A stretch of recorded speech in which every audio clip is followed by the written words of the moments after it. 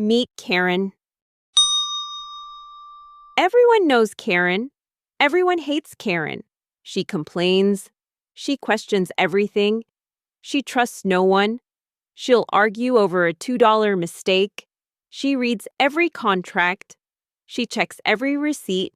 She notices everything. Nobody wants to be Karen. Everyone laughs at Karen.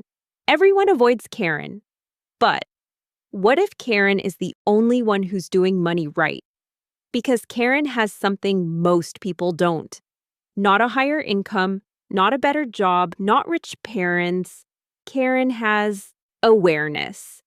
And awareness might be the most valuable financial skill you'll ever develop. Today, I'm going to show you why. Let's play a game. If I asked you how much money is sitting in your bank account, you could probably tell me, but if I asked you, where did your last $500 go? Could you tell me? Most people couldn't. Not because they were irresponsible, but because they managed their bank balance instead of managing their money. Karen is different. Every morning she opens her banking app, not to see how much money she has, to see where every dollar went. She scrolls. Groceries, approved. Gas, approved. Investment contribution, approved. Then $16.99. Karen stops. Excuse me? What are you? An app she downloaded almost a year ago. Most people would shrug. It's only $17. Karen doesn't see $17. She sees $204 this year.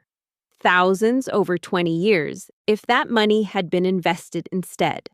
Karen rule number 1. Every dollar needs permission before leaving her account.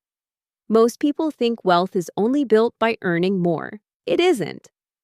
Wealth is built by knowing where your money is going before you wonder where it went. Money doesn't disappear. It follows your habits. Karen receives her insurance renewal. Her premium increased. Most people sigh, pay it, move on. Karen doesn't. She calls. Can you explain why my premium increased? She asks questions. She compares quotes. She reviews her coverage. She negotiates. She saves hundreds of dollars. Now, here's what most people miss. Karen wasn't negotiating. She was refusing to pay for something she didn't understand. Karen rule number 2. If Karen doesn't understand it, Karen doesn't agree to it. Think about that. How many financial products have people bought without understanding them? Credit cards, car loans, buy now, pay later, investment products, insurance, mortgages. The most expensive word in personal finance is sure, as in, sure, I'll add the warranty. Sure, I'll finance it. Sure, I'll sign. Sure, automatic renewal is fine.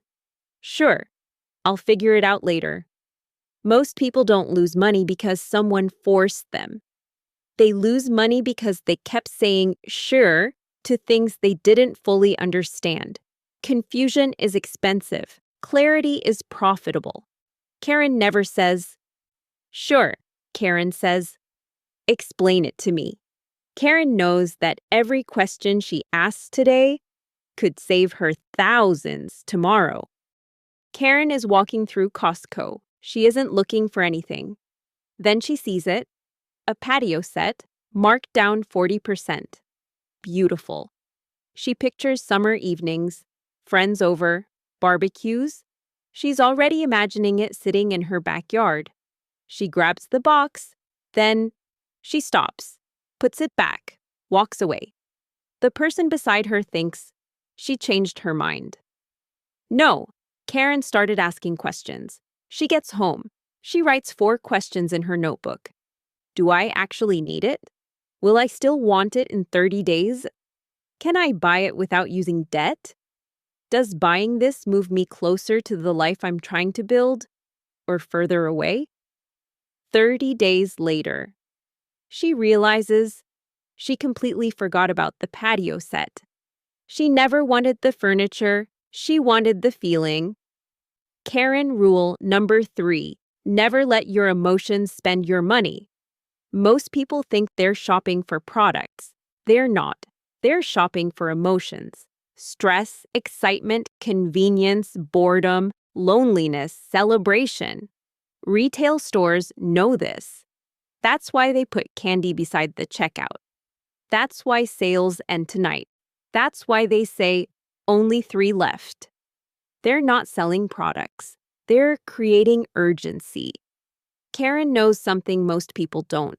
The best financial decisions are rarely made in the moment. That's why she waits. Because if something is worth buying today, it'll probably still be worth buying tomorrow. But here's something you don't know. Karen wasn't always Karen. In fact, Karen used to be exactly like everyone else. She used to say, "I'll save when I make more money. It's only $20. I'll worry about retirement later. I'm still young. I'll figure it out eventually." She trusted the bank. She trusted the salesperson. She trusted that everything would somehow work itself out. Then one day, she stopped looking at today and started looking at her future. She imagined herself at 65, still working, not because she wanted to, but because she had to, living off government benefits that barely covered her bills, watching her friends travel while she stayed home, choosing between groceries or medication, wondering if she'd become a burden to her children, having to say, "I can't afford to retire." And then she realized something. That future wasn't waiting for her. She was building it. Every ignored bank statement, every unnecessary subscription, every impulse purchase. Every year she said, "I'll start next month." She wasn't just making financial decisions. She was casting votes for a future she didn't want. So Karen made herself one promise. My future will not be an accident. And if she was going to build wealth, she wasn't going to learn from people who were just talking about money. She was going to learn from people who had actually built it. So Karen became a student. She studied Warren Buffett, who taught her that every dollar should have a purpose and that you should never invest in something you don't understand. She studied Ray Dalio, who taught her to prepare for uncertainty instead of hoping everything would work out. And she studied Morgan Housel, who taught her that doing well with money has little to do with how smart you are and a lot to do with how you behave. Karen didn't copy their investment strategies. She studied how they thought, then she translated their philosophies into rules she could live by every single day.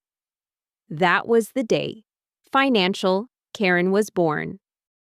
So maybe Karen doesn't need to report your garbage bins. Maybe she doesn't need to measure your lawn. Maybe she doesn't need to ask for the manager every 5 minutes.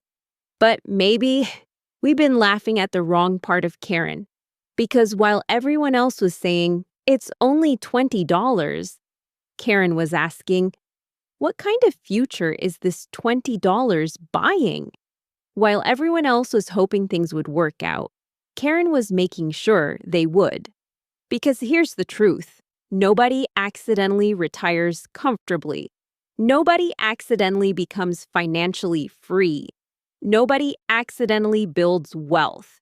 And nobody accidentally ends up struggling in retirement either.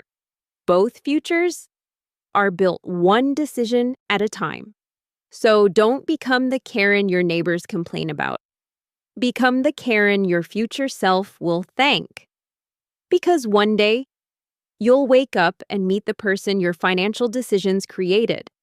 The only question is, will they thank you or wish you had started paying attention sooner? I demand to speak to the manager. This entire HOA board agrees with me. You cannot ignore all of us.